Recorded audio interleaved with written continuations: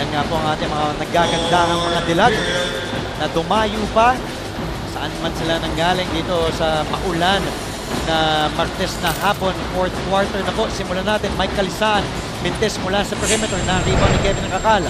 Lamang po ng 10 itong San Sebastian. Bihira to para sa Letran, who is 3-0.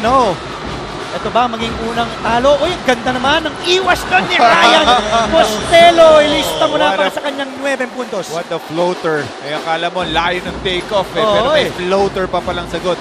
Ito si Costello. Ginto talagang na pinipuwersa sa loob. Laban sa depensa nitong si Jason David. Panoorin natin ulit. Lalo ko ipapakita ng replay. Ito na po ang pinakamalaking kalamangan. Kanina ay 10, ngayon naman 12 na. 64-52. Ginto. Nahanap sa loob si Job Soliano. Nalumuwa ang bola doon. Rumol yung bola palabas. Foul ang itatawag kay Mike Calisan. Pangatlo ni Mike. Pangalawang team foul para dito sa San Sebastian. And yun yung pwede nilang i-take advantage when you're talking about Letran. Against that zone defense, mukhang yung gitna ang bukas dito para sa Letran Knights. Earlier we saw Soliano hitting a medium-range jumper from that area. And ngayon, napasahan nila ulit Soliano dun sa gitna. Jom Soliano. Splitting his charities on that try.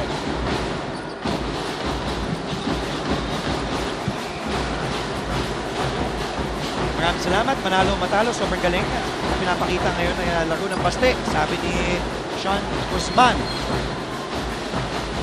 Kung ano yung pagka-tentative nila against JRU in their last game or against Perpetual, rather also in their last game, ganun naman ang opposite ngayon na pinapakita nila. This fast flip, the game is brought to you by SmartLife, the Smart Life, Ryan Costello, their leading scorer, 7th leading scorer also in the NCAA with 16 points per game, just now has 9. Jason David chipping in off the bench na may 6 na puntos na para kay Coach Rodney Santos. 13 ang kalamangan. Pinakamalaki ng San Sebastian, Coach Olsen. Yes, and that assist again coming from Costello. So malaking bagay ang linalaro ni Costello. From the point guard position. And sinong naka-rebound? Mike Calisan. Calisan now has 10 rebounds.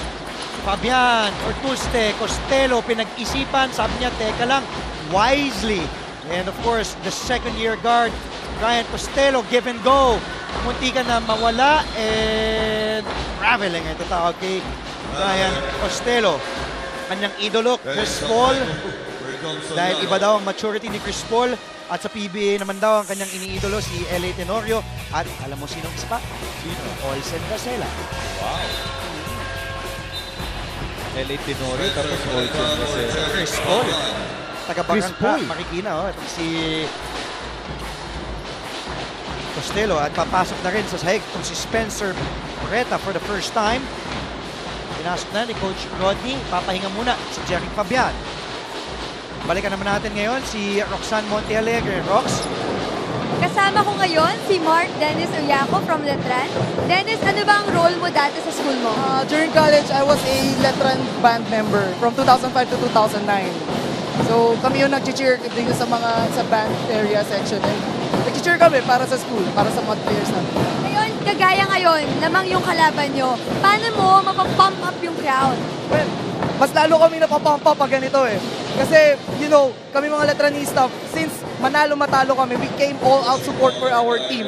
So regardless kung samang kami or tamba kami, itotodo namin yung cheer namin para sa team. Oo naman. Ngayon nakikita ko na grabe, intense yung culture nyo. So while supporting your school, it's all out. Bakit ba ganito yung intensity nyo as fans? Well, kasi naman, ang Letran is always one of the winningest team in the NCAA. So, yung passion namin, yung culture na na-bring up namin dun sa mga succeeding generations ng mga Letranista, na ipamana namin sa kanila. And of course, yung intensity nun, na-maintain namin para sa Letran crowd. Alright, thank you, Dennis. Alright. Yan, narito po si Mark Dennis. For you, Coach Olsen, Andre. Thank you, Rox, and thank you kay Mark Dennis. Isang die-hard Letranista, Bong Quinto. Ilista mo na para kay Bong Quinto, kanyang unang tres today. At 7 puntos na si Bong Quinto. And itong Letran so far in this game, just to show you how they are struggling. Si Cruz and ang Batak, 10 out of 25, but the rest of them is 9 out of 26. Ganda ng kick out doon ni Kevin Racal. Yes, mula sa 3 para kay Bong Quinto. Pilit na si Brad Quinto naman ng San Sebastian. Calvo. Bigay kay Bong Quinto. Post cap Jason David. Nahanap si Aprico. Agawan ng bola. Mapupunta kay Bradwin Quinto. Quinto, the big man can run down the floor. At nahirapan doon si Jason David. Pero traveling ang itatawag. Ingat dito si Coach Rodney. Baka matawagan ng technical foul. Nasa sahig na siya. Nasa hard court. At si Rodney Santos. Coach Rodney contesting that. Sabi niya, feeling niya na foul daw. Kaya tatawagan ng warning kung si Coach Rodney Santos. Yung sinasabi niya na natapik daw ni Calvo yung bola. So may loose ball doon. Dapat di daw natawagan ng traveling itong player niya.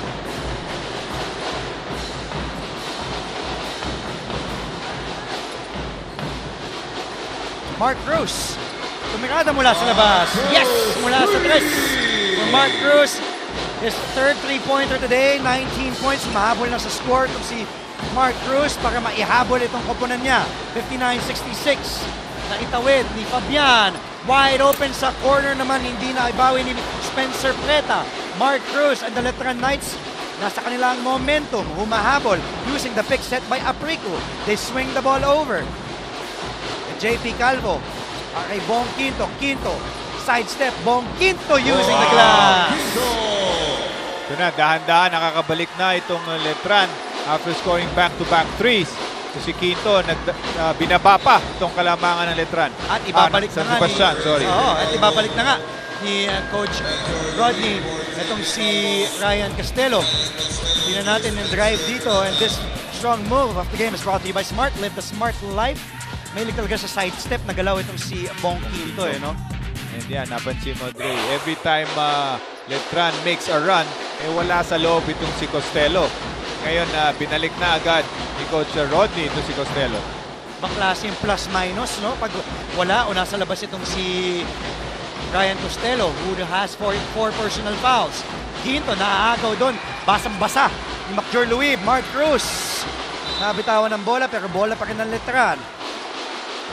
Sabi ni Jam Ortuste, last touch daw sa paa ni Mark Cruz. Tingnan nga natin sa ating replay. McJor Louis, binigay dito kay Mark Cruz. Natapik ni Jam Ortuste at tatama nga sa bola doon.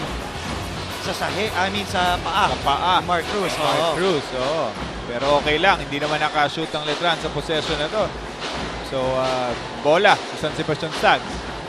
Less than 6 minutes to play sa ating laro. Could this be the first loss of Letran in Season 91? Tingnan natin kung kaya na sa Sebastian makakuha ang kanilang pangalawang panalo sa pang-apat na laro. Felix Aprico, unang personal foul. Pang-apat na team foul na ng Letran Knights. Isa na lang at mapupunta na sa penalty itong Letran. 5 ang hinahabol na kalamangan dito ng Letran. Bola ng San Sebastian. Yung mga estudyante wala sa San Sebastian Stags ay nakapula. Yung Letran naman naka-navy blue. Brad Quinto. Kick out, corner shot, too strong para kay Fabian. A battle for the loose ball. Loose ball foul ang itatawag dito kay Kevin Racal. Second personal, penalty na. So, Mike Calisaan will head to the line for 2 free throws, Coach O. Yes, earlier nakita natin si Calisaan nung wala si Bradwin Quinto. Ito si Calisaan ang talagang nakakuha ng maraming puntos sa ilalim. Now, na nandito na ngayon si Bradwin Quinto, dalawa na tong poproblemahin ni Coach Alden Ayo. Ito si Quinto at si Calisaan sa ilalim. Yun talaga yung advantage ng any other team. Actually, yung height, alam naman natin, di ganun kalaki yan. Itong Letran, kaya nga dinadaan sa takbuhan. And 2 of 2. And on that, tries Calisaan, but he has 5 of 5 in this game today. 16 points from Mike Calisaan, who's already in double with 11 rebounds para kay Calisaan. 16 and 11, ang laki na nilalaro ni Calisaan para kay Coach Rodney. Oh, and ito si Calisaan is their third leading scorer. Of course, with Ortuste being the second and Costello being the first. Mark Cruz, yes! Mula sa tres. Pang-apat na tres na ni Mark Cruz, who is starting this 11-2 run by Letran. Bong Quinto, third personal foul. At dahil penalty na nga itong Letran Knights, that will send Jam Ortuste to the line. Coach Alden Ayo. Malaking bagay yon dahil ang Letran is a pressing team. Now, na penalty na sila, ang tanong mawawala ba yung kanilang aggressiveness dun sa kanilang pressing game dahil knowing that they are in the penalty? Dahil pag every foul ngayon ng Letran ay magbibigay ng 2 free throws para dito sa Stags. Binabati ko ulit, magandang hapon ulit kay Pat Cando. Sana kanya yung narinig. Sabi niya, pabati naman. Supporter ako ng San Sebastian. Lamangan San Sebastian ng 6. 70-64. Bong Quinto. Pinipwersa ang depensa ni Mike Calisan. Tapik lang ng bola. Napunta kay Jam Ortuste. Costello at ang mga Stags tumatakbo. Yung bounce pass, di nakuha ni Brad Quinto. Mark Cruz. Bounce pass to Quinto. The bump. No go. Nakuha ni Bradwin Ginto ang bola. Balik sa San Sebastian. Calisan nakuha. Pero sabi ni Calisan at ang coaching staff ng San Sebastian, teka lang, lamang tayo ng 6. Let us slow the pace down where we are good at. Holding foul. Tatawag kay McJur Luib. Third personal. 2 free throws to Yung Costello. sinasabi natin, maapektuhan ba yung aggressiveness nila because they're in the penalty? Ito, being overly aggressive to si Luib, giving up that foul. So again, 2 free throws para sa Stags. Kevin Racal coming in for Bong Quinto. Kevin Racal, babalik na sa ating hard court. Bong Quinto naman ang uupo para kay Coach Alvin Ayo. Ryan Paule Costello, natutong mag-basketball. Tinuruan daw ni Jeric Angeles ang kanyang pinsan. Nung 8 years old, natutong maglaro yan sa Barangka, Marikina. Only boy, bunso sa 4 na magkakapatid, 3 ate, 3 older sisters. Yung si Ryan Costello, who now has 10 points, the leading scorer for San Sebastian. Nagliliyab na. Go Knights! Sabi ni Tipi, pero sabi naman ni Swish, silent killer talaga itong si Calisan. Double-double lagi. Tingin mo, ito si Calisan ng assignment pa niya. Ipantayan ito si Kevin Racal. At natamaan doon. Bagsak si Mark Cruz, miniinda. Tinamaan daw sa ulo. He is still down on the floor. Mike Calisan, 4. Tinawagan. Actually, Bradwin Ginto, pang-4 na personal foul. So, it's Ryan Costello with 4 personal fouls. Bradwin Ginto also with 4 personal fouls. 3 naman kay Calisan at 3 kay Fabian. Mark Cruz, may tanong ng bola. Racal has all week to shoot. Wala. From 3-point country, itong si Kevin Racal. Brad Ginto. Nahanap si Fabian, nahanap si Costello. Ginto, all the way for the big man, Brad Ginto. Again, itong San Sebastian as an answer to that full court press of Letran. At hindi lang nila na-break, nashutan pa nila yon. So now it's up to a 9-point lead for the Stags. So nahanap ni Coach Rodney Santos ang kasagutan sa full court press defense na ini-employ ni Coach Alden Ayo. That has given him 3 wins and no losses. Could it be the first loss of the Letran Knights today? We have 3 minutes to find out. Jom Soliano, 11 points. 7 ang kalamangan na hinahabol ng Letran. San Sebastian has led as much as 13 when the score was 63-56. Costello, Ginto, at nagbanggaan doon si Costello at si Fabian. Bagsak si Costello na nakahawak sa kanyang dibdib dahil bumangga sa kanyang kakamping si Jeric Fabian. But he seems to be okay. Tayo to si Ryan Costello. He shakes it off. At yun ang collision ni Jeric Fabian at ni Ryan Costello. Less than 3 minutes left at 7-point lead for San Sebastian. Kaya nila ma-maintain itong 7-point lead nila against itong Letran Knights, who is so far undefeated dito sa season 91. Mark Cruz against Jeric Fabian. Mark Cruz nahanap si Nambatak. Nambatak, 14 seconds on the shot clock. Inside, wala pa rin si K-Rack. At nakuha ni Calisan behind the back pass. Muntika na maagaw doon. Costello, Nambatak. Nahanap si Cruz, nahanap si Kakal. Inside, easy two.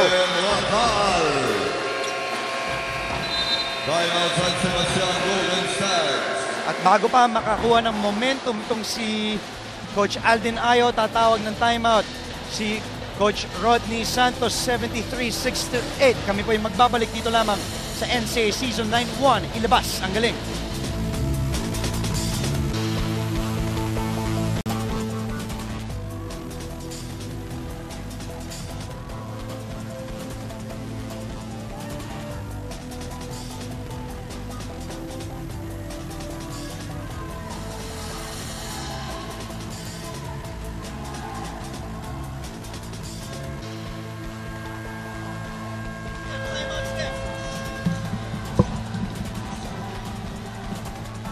At ating Lyceum players, of course nakita natin doon sina Big Boy Joseph Gabayni, at kanina nga ay natalo sila sa San Beda Red Lions sa score na 97-74. Against Letran team na naghahabol ng ganito, it's not enough that you make stops against Letran. Kailangan after making a stop, mababa mo ang bola against this pressing team na Coach Alden Ayo.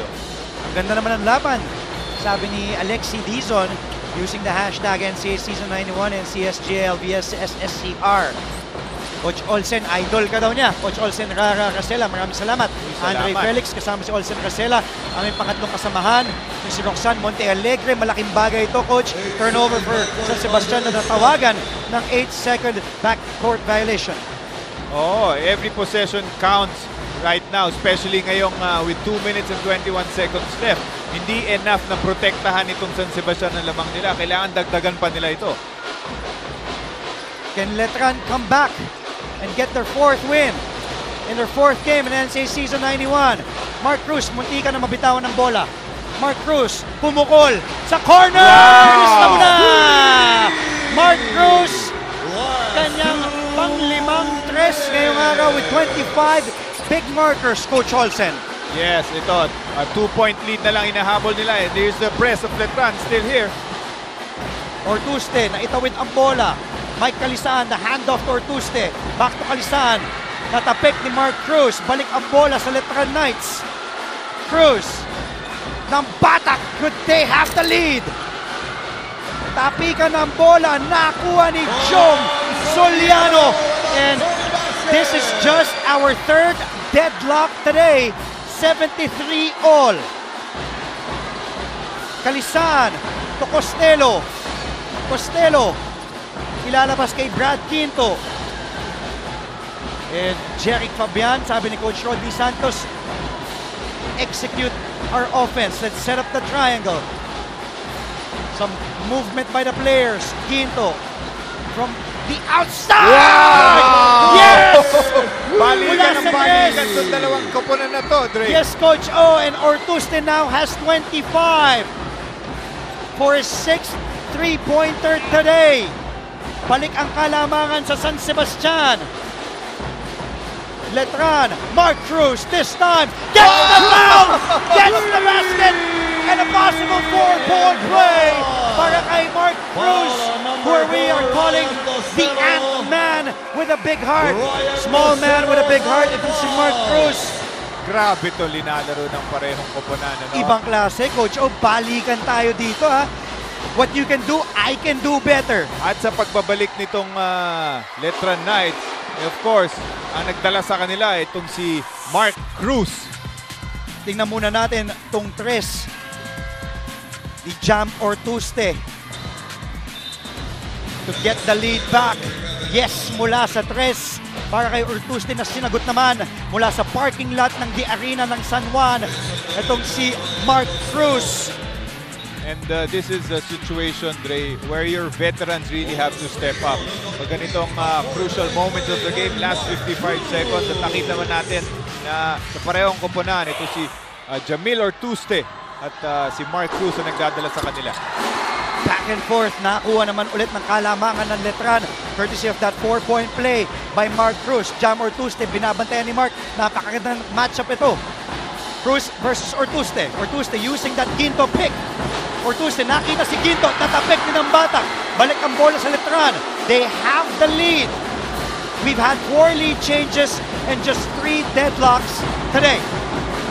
Ortuste against Cruz. Cruz zigzagging, threading the needle. Cruz to kick out to ng bata. This is big. And yes! Mula sa 3 para kay Ray ng bata. Responsible for that was Mark Cruz, who made the very good decision of making that kick-out pass to Ray Nambata. After leading as much as 13, Letran now lead by 4. San Sebastian led as much as 13. At ngayon naman, sila ay naghahabol with that 3 from Nambatak. 80 to 76. Pakinggan natin kung ano ang gagawin ni Coach Rodney Santos.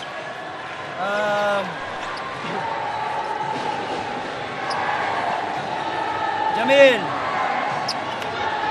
Bradwin, Mike, Spencer, Derek. Okay. Sit up. Derek. Up hard. Inali, down screen kay Bradwin. Down screen Bradwin. Derek, labas. Mike. Okay, kay Spencer. Spencer, labas. Pagpasa Mike. Diretso kay screen kay Jamil. Again. Jamil. Bradwin. Derek. Spencer, Mike. Derek. Labas. Foul. Okay, foul.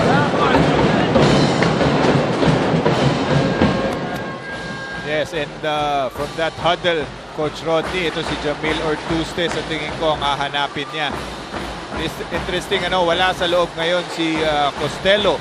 Kanina nakita ko parang may iniinda siya, baka cramps. So itong final minute, hindi wala sa loob si Ryan Costello. At malaking bagay ito because Ryan Costello has helped the squad. He has chipped in 10 points today. He is their leading scorer in season 91. Let's see kung makaka-execute ng offense sa Ortuste. Tumikadam, tapos ito. At bola ng Letran, ng Batak gets fouled. And just like that, just when you thought San Sebastian could give Letran kanilang unang pagkatalo in NCAA season 91, penalty na po ang San Sebastian. So ng Batak will head to the line. Coach Aldin Ayo, could he give Letran one of their best starts with a 4-0 record?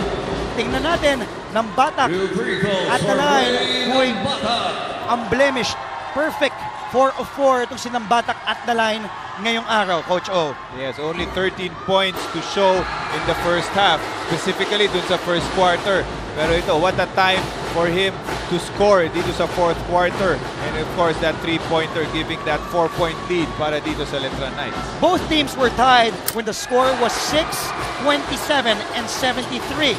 Only 3 deadlocks. We've had 4 lead changes. Can San Sebastian make a run? Time is not on their side. Fabian, short.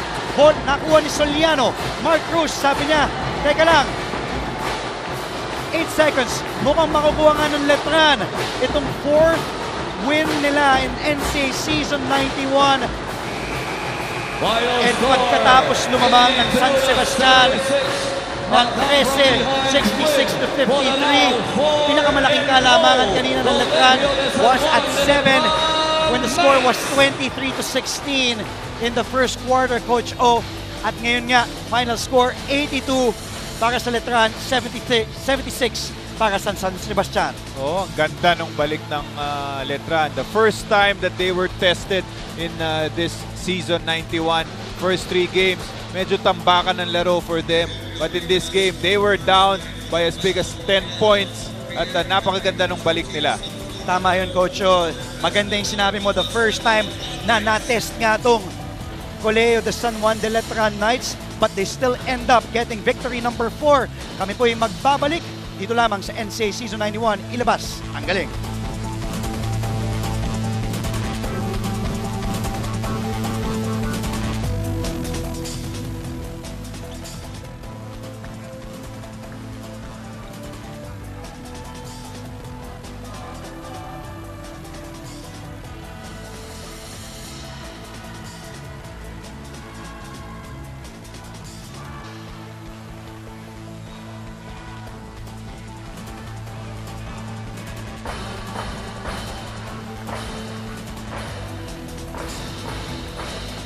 Kami po yung nagbabalik, and what a ball game.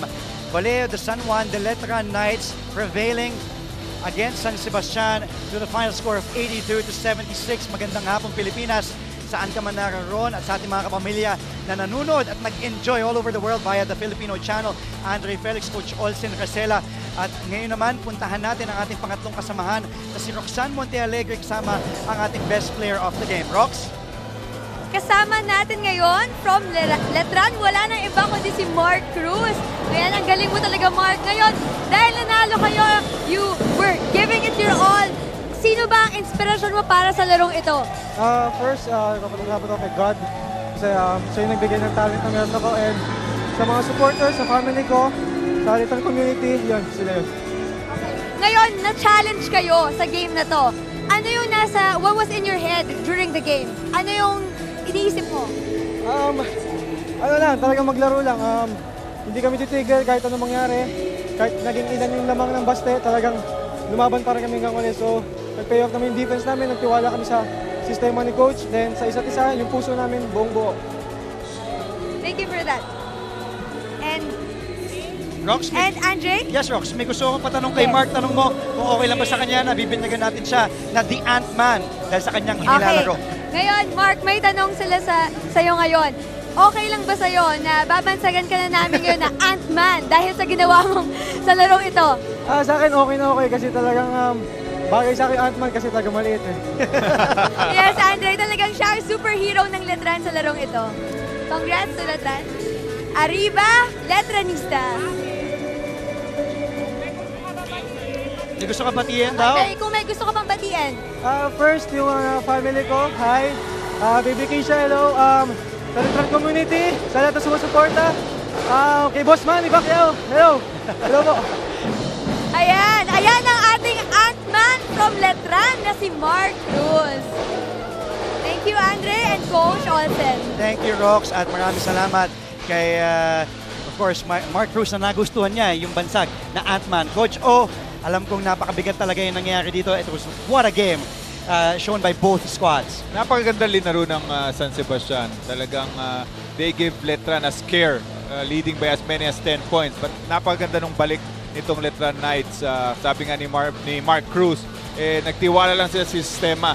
At kahit down sila by 10, nagtiwala lang sila. At nabigay nila ang 4th win para dito sa Letran Knights, dito sa Season 91. Tuwan-tuwa mga estudyante mula sa Intramuros. At ating games naman coming up sa Huwebes, July 23. Mula pa rin dito sa lungsod ng San Juan sa loob ng arena. Sa alas 2, maghaharap ang College of St. Benilde at ang San Beda College Red Lions. Makakasama si Boom Labrusca at si Martin Antonio, si Coach Hammer ang magsasama doon. At sa second game naman, ang Perpetual Altas kalaban ang Colegio de San Juan de Letran Knights kasama si Anton Rojas at si Coach Alan Gregorio. At yun nga itong si Ant-Man Mark Cruz with 20 points, 2 rebounds, 5 assists, and 7 steals. The leading steals player in NCAA Season 91, prevailing and helping the Letran Knights get win number 4 in NCAA Season 91 to the score of 82-76. For our director, Al Neri, our courtside reporter, Roxanne Montealegre, para sa aking partner, Olsen Rara Rasela, ako po si Andre Felix, saying stay tuned for more NCAA action sa Huwebes po. Maghaharap ang College of St. Benilde at San Beda College at maghaharap din ang Perpetual at ang Letran. Dito lamang sa ABS-CBN Sports and Action NCAA Season 9-1. Ilabas ang galing!